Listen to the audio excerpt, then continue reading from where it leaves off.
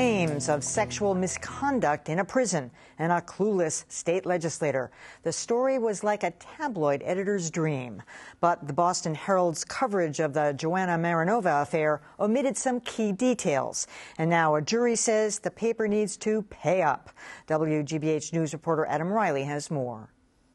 Back in 2009, the Boston Herald reported that local activist Joanna Marinova had snuck into prison with help from State Rep Gloria Fox to visit her boyfriend, Daryl Jones, even though the couple had previously been bagged for engaging in sexual acts. Marinova called that false and sued for defamation. What was reported simply never happened. David Rich is Marinova's attorney. He says the Herald had documents showing that Marinova cleared her visit with prison officials beforehand, and that the accusation of sexual acts didn't hold up. The report on its face said that the sexual encounter was limited to a hand on the leg and a kiss, but the report actually said very clearly that next to the charge, the word dismissed. But none of these details made it into the Herald's piece. Rich says that for Marinova, the consequences were devastating. And when the article came out, people wanted nothing to do with her. This week, Marinova got a measure of revenge, winning a $563,000 defamation judgment against the Herald. As Rich sees it, there's a cautionary tale here for journalists. Part of the lesson here is that defamation can occur through an absence of information. For its part, the Herald is standing by its story, calling it meticulously researched and carefully written, and saying it fully expects to prevail. But Marinova's attorney expects the verdict to hold up. And we had a jury that was focused like a laser beam on the issues that really mattered. Their verdict was a just one, a fair one.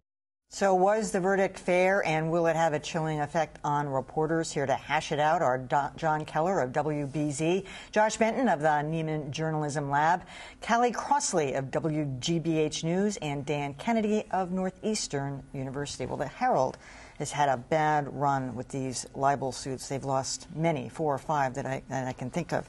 The problem with this one was, as Adam just reported, they left some key details out of the report, and one of them was with the issue of any sexual misconduct had been dismissed, according to prison officials. And even if it had occurred, they admitted it was a kiss on the cheek and a touch on the knee. And I think this idea, it's a lot of times it's the terminology you use, sexual acts. Well, what are we all thinking? I mean, let's face it, when you think sexual act, you're thinking of something a little bit more, intense, should we put it that way, than a touch on the knee. Yeah, I mean, at one time in the preliminary hearings of this case, the Herald's lawyer essentially said, well, we don't believe that sexual acts necessarily implies that they had sex. And the judge at that time said, well, any lay understanding of what sexual acts are would be sexual acts, exactly as we think they are. I mean, the problem with this story is that the jury found that the story was false. And in fact, Channel 7 had reported essentially the same story a few years ago.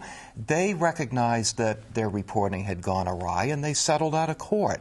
I don't know why the Herald didn't do the same. Apparently now they're going to appeal, too. A quick disclosure, I once moderated a panel organized by Joanna Marinova. I can't say that I know her, but I figured I ought to lay that on the table. Yeah, she is an activist, so she's out in the community quite a bit. It is certainly a strange decision. It's the kind of thing where you think the insurance company that provides libel insurance for the Herald might have said, maybe this is a time to settle. And like you, I'm not sure what the reason for an appeal would be. It didn't see that there was obvious grounds there. It is certainly the idea that the definition of sex acts could include a kiss and a touch on the knee is an extraordinarily Clintonian parsing of that term in a very significant way.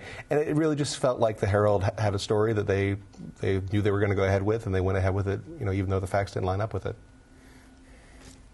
Well, I don't know what's going on over at the Herald, and I would point out that often jury verdicts like this in libel cases are overturned on appeal. So I think we'd be well served by waiting to see what happens there. But I will say in general that there are a number of different ways in which news organizations sometimes leave themselves open to this kind of litigation.